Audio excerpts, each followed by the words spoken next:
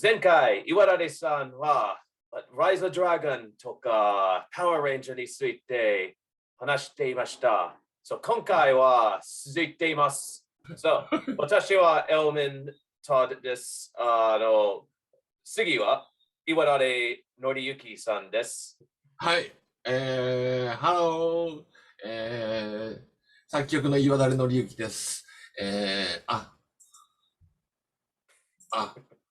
岩田のりゆきです。皆さん、こんにちは。次は、ショノ・イソムラです。はい、バイオリニストの磯村翔です。僕もちょっと取ります。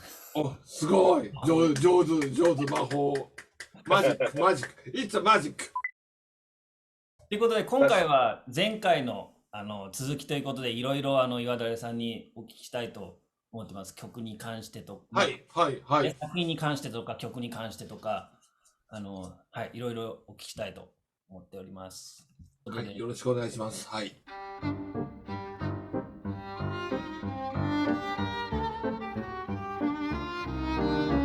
アメリカでは、多分ヨーロッパでも、ルナが人気もある。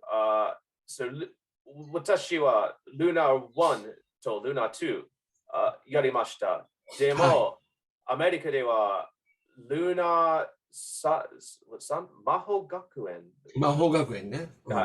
発売されなかった、アメリカでは。だから、アメリカ人とかカナダ人、ヨーロッパ人、あんまり、このゲームあんまりしてない。岩田さんは、ルナ魔法学園のために作曲作りました。このゲームについて教えてください。OK。魔法学園ルナっていうね、日本語のタイトルではそういうやつなんだけれども、主人公たちが小学生ぐらいの、子供たちで、その小さい子たちがいろんなその魔法学園っていう学校に入って魔法を勉強しながらやるっていうゲームなんだけども、そこでの曲っていうのがやっぱり子供たちが主人公だからこそちょっと幼めな曲がやっぱり多いのと、あとね、でもね、戦闘シーンとかはすごく僕としてはしっかり作ったつもりだし、サウンドのクオリティはね、すごく高いと思うんですよ。ただなんかゲーム的にエンカウントがすごく辛くて、なかなかこうクリアするのが難しいゲームだったんでというのと、これは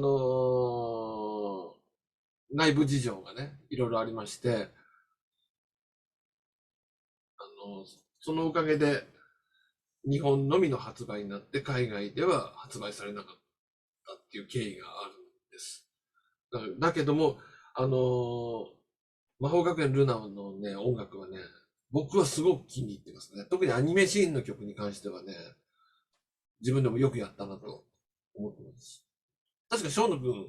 そう、今年クリアさせていただいて。クリアしたの？クリアしました。すごいね。すごい。最後の方、ネタバレ、ストーリー的にはネタバレにならないようにするんですけど、最後の方のダンジョン、最後まで行って、もう最後に行くまでに4時間、3時間ぐらいかかるんですよ。だからまた学校まで戻って、また戻るっていうことをしなくて、もう最後はすごかったんですけど、ただ、岩田さんがおっしゃった通り、本当に音楽がすごく良くて、もうエンカウント毎回来ても苦にならないのは、本当に音楽がすごく良くて、で、アニメーションもすごくいいんですよ、戦ってる時に。必殺技すごい最後の方だとものすごい出してくるので、で、それでもう全然、苦にならなかったというか、ちょっとエンカウント多いなっていうのはあったんですけど、最初の方は。でももう最後の方になるとは、ある種ちょっと慣れてきて、もうこういうものだっていう感じで。こういうものだよ。そうですね、もう半分ぐらいいくと多分皆さん多分いけると思うんですけど、多分最初の方で、エンカウント多いなって、ギブアップしてしまうちょっともったいないぐらい、本当にムービーシーンもアニメのシーンとかあって、で岩田さんの音楽が流れて、すごいいいので、本当にちょっと、そのエンカウントを変えたバージョンみたいなのがあればまたやりやすいと思うんですけど、本当にもったいない感じがして。そうだね、そうだね。So Shono さん、そのバージョンはセガサターン版。そうですね、リメイクの方、サターンのリメイクの方のやつです。では今年はゲームギア版。ゲームギアってまだあるのかな？多分中古であるんですか？レトロな。レトロフリークという本体でやることができます。私はゲームギア持ってない。でもレトロフリークでやることができます。だから私は今年ゲームギアの版やってみるかな。本当すごい。